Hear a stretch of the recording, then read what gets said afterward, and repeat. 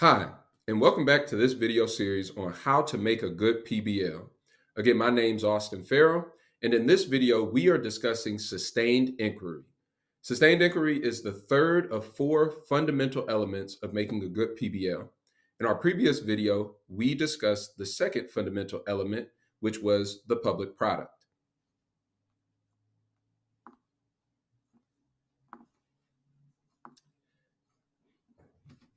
Now, I've included a definition for sustained inquiry here.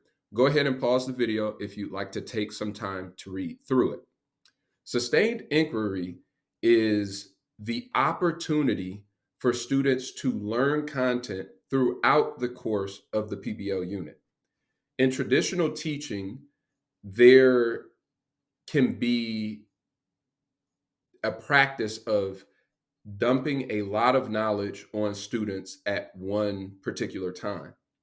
Instead, what we want to do in our PBL units is we want to spread the knowledge throughout the unit, particularly so that students can learn the content as it becomes relevant in the course of completing the product. Again, it may be difficult for a student to understand why they need certain knowledge, certain content knowledge, until it becomes applicable to the product. So instead, we're going to push that knowledge, that content to later in the unit so that students learn it as it becomes relevant to completing the product or project they're working on.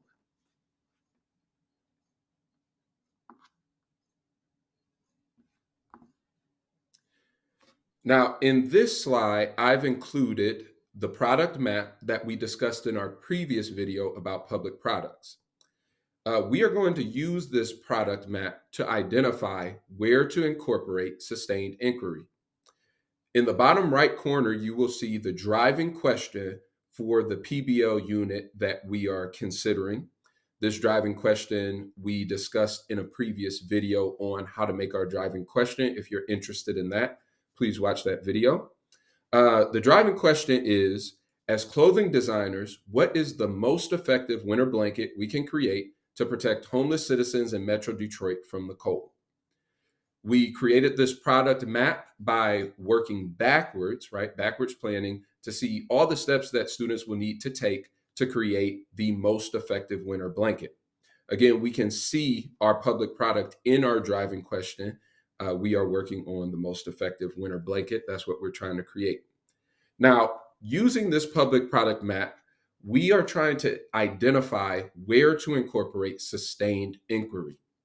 Now, please go ahead and pause the video for a second. I want you to try to think, where can you incorporate sustained inquiry in this product map?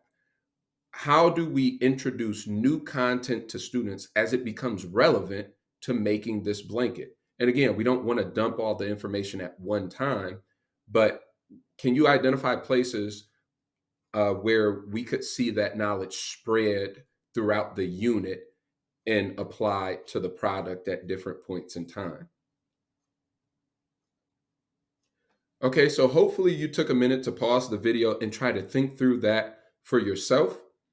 I am going to go ahead and identify where I find sustained inquiry to work really well in the process of creating this public product of the most effective winter blanket. Okay, so the very first step we see in this product map is that students need to know what are heat transfer characteristics, right? Because if we're trying to create the most effective winter blanket, we need to know what makes an effective winter blanket, right? Those characteristics of heat transfer that make the best blanket.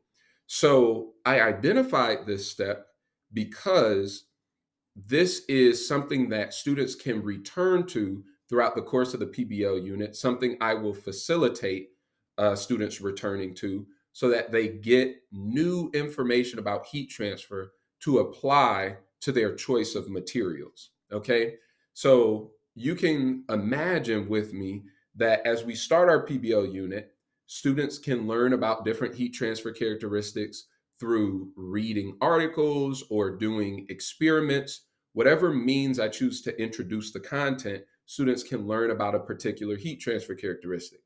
Then they will test the materials and choose which ones are the best materials according to that particular characteristic. Okay. And then later, through the course of the PBL, as students test their materials, I can introduce new heat transfer characteristics, again, through readings or activities and experiments through various means. But the important part is at the beginning of the PBL unit, I'm not giving students all of the heat transfer characteristics. Instead, I facilitate them learning about some of the characteristics. They use that knowledge to then work on their blanket final product. Then I introduce and facilitate the introduction of new heat transfer characteristics, additional heat transfer characteristics that impact the performance of the blanket. And now they have to consider these characteristics in the making of their blanket. So as you can see, it is sustained inquiry because students learn new content and then apply that to the product, right? And as they continue working on their product based on what they learn, they then eventually learn new information. And this is spread out through the course of the unit. Again, they're not learning about all the characteristics up front and then just choosing the materials to make a blanket, right? Instead, they learn about some materials, work on their product, learn about some characteristics, work on their product, learn about new characteristics, revise their product, work more on it, learn about even more characteristics, and revise their product. Okay. So, one of the things I want to really point out with the product map is sustained inquiry. We don't look at this product map as a chronological thing. So yes, students do need to complete each of the previous steps to get all the way to blanket.